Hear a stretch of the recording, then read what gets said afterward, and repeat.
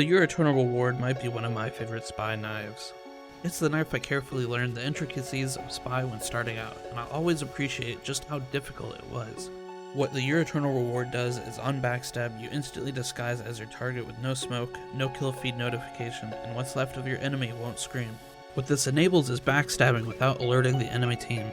Even if you backstab an enemy in front of someone, it's hard to track a spy because they become the person that was just with them. You can pull off entire chain stabs without the possibility of someone hearing a scream and turning around, which is strong in big groups of people. It's a fun weapon that doesn't get very much attention now, even after the buff it received in 2017. Unfortunately, with the upsides, there's also the downsides. The biggest of which is when you put on a disguise using the disguise kit, you will use an entire cloak meter, and when paired with the dead ringer, this can be catastrophic. For this reason, I typically use an invis watch and pair it with a leech Hawnsel. You can also get around this downside by disguising while in spawn, which doesn't take any cloak meter.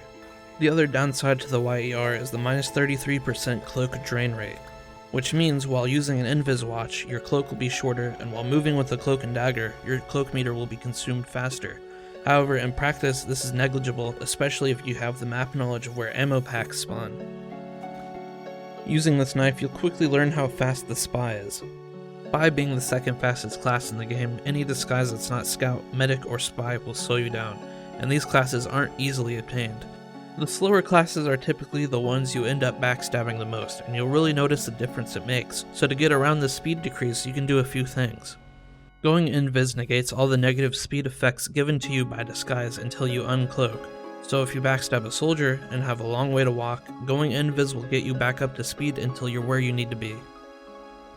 You can lose the disguise altogether to remove any speed decrease by either attacking with any weapon or disguising as a friendly spy. I recommend getting a bind to disguise as a friendly spy because in a situation where your disguise is slow and you have no cloak meter, dropping the disguise fast will save your life. Setting up a bind to do this is easy. Press the tilde key on your keyboard and type the following. I have mine set to shift, so whenever I need it, it's close by.